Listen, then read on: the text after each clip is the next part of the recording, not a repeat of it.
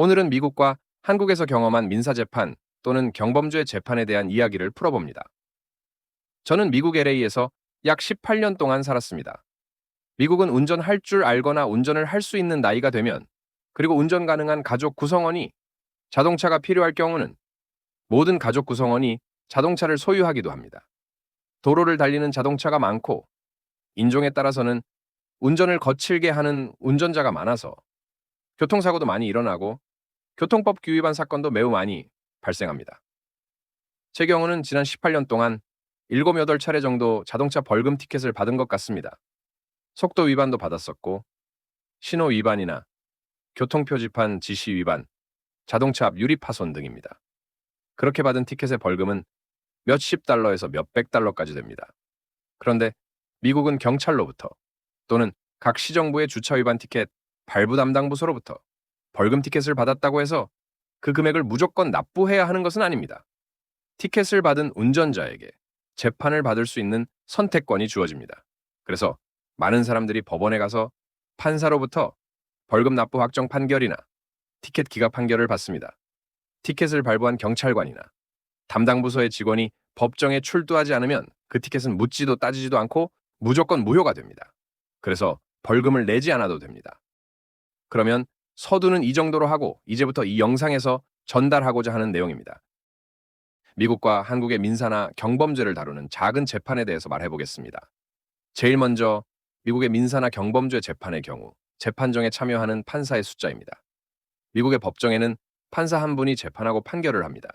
그 외에 법정의 안전을 보호하기 위하여 실탄이 장전된 권총으로 무장한 쉐리프 한 명이 상주합니다. 미국에서의 쉐리프는 보안관이라는 의미인데, 이들은 공식적으로 법원 소속의 경찰관입니다. 법원의 재판 업무를 지원하고 업무에 있어서 경찰과 약간의 차이가 있습니다. 그리고 재판 업무를 보조하기 위하여 속기사가 2명이 참여합니다. 그리고 판사의 재판 진행을 도와주는 3명에서 5명 정도의 직원들이 재판에 참여합니다. 이런 재판에는 피고 또는 티켓 불복 청원자들이 약 200여 명 정도가 참여합니다. 때문에 혼자인 판사는 매우 바쁩니다. 재판 진행에 앞서 티켓 발부자가 법정에 출두하지 않는 경우 발부된 티켓은 무효가 됩니다. 또 다인종국가답게 통역원도 참석합니다. 법원에 고용된 통역원이 있고 통역협회에 등록된 통역원이 참여하기도 합니다. 캘리포니아 주의 경우는 스페니쉬를 사용하는 남미국가 출신의 주민들이 약 45%에 달하기 때문에 대부분의 법정에는 영어와 스페니쉬를 할 줄 아는 통역 직원이 상주합니다. 이들은 재판이 진행되기 전에 모든 스페니쉬 사용자들을 모아서 판사의 판결 수준 정도의 정리를 합니다. 이것이 가능한 이유는 대부분이 비슷한 이유로 재판을 받는 것이고, 판결의 결과는 벌금 액수를 정하는 정도를 판결하는 것이기 때문에 사전에 정리가 가능한 것입니다. 그렇게 정리를 한 후에 50명, 100명 등으로 그룹을 만들어 판사에게 넘겨줍니다. 판사는 이름과 케이스 번호, 그리고 소송 개요와 판결을 읽어 내려가는 것으로 판결을 마칩니다. 경우에 따라서는 원고와 피고가 합의를 할 수 있으면 하도록 권유를 합니다.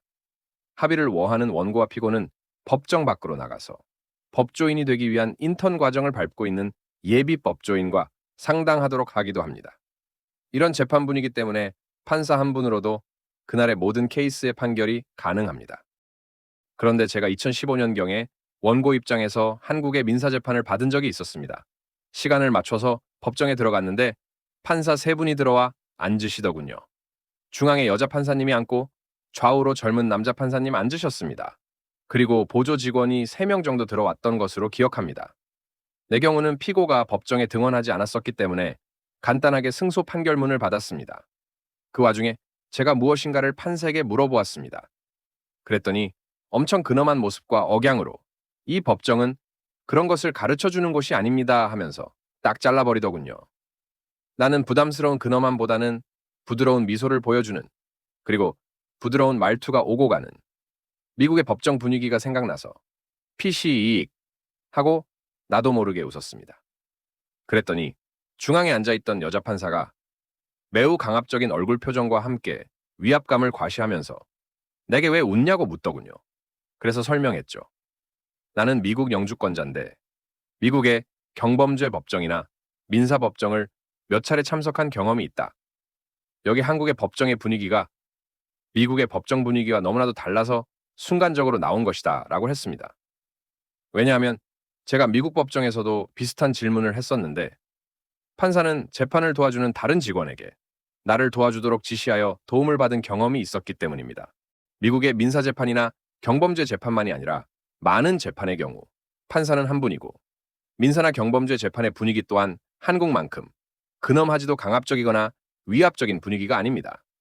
판사 또한 재판 진행을 하는 데 있어서 원고와 피고로 참석한 사람들이 가능하면 서로 합의하도록 유도하기도 합니다. 이것은 약간은 우스운 장면이죠. 왜냐하면 법원에 오기 전에 합의가 이루어지지 않아서 법정까지 온 것인데 또 다시 합의를 해보라고 하니까 말이죠. 그런데 판사의 이 한마디에 합의가 매우 순조롭게 이루어지기도 합니다. 왜냐고요? 불합리하게 고집을 피운 쪽이 매우 불리한 판결을 받게 되거든요. 어쨌든 물론 미국과 여러 가지 시스템이 다르겠지만 한국의 민사재판의 판사가 왜 3명이나 필요할까요? 법령이 있고 그에 따라서 이미 결정을 하고 법정에 나왔을 텐데 그러면 판사 1명으로도 충분하고 판사의 재판 진행을 도와주는 속기사 1명, 서류 정리 직원 2명, 법정 청원 경찰 1명이면 판사 1명으로도 재판을 진행할 수 있는 거 아닌가요? 제가 참여했던 한국의 민사재판 법정에는 피고와 원고가 약 20명 정도뿐이었습니다. 재판 내용을 들어보니 대부분이 신용카드 사용 대금 미납 사건이었습니다. 이런 정도의 케이스는 혼자서도 충분히 판결할 수 있는 케이스 아닌가요?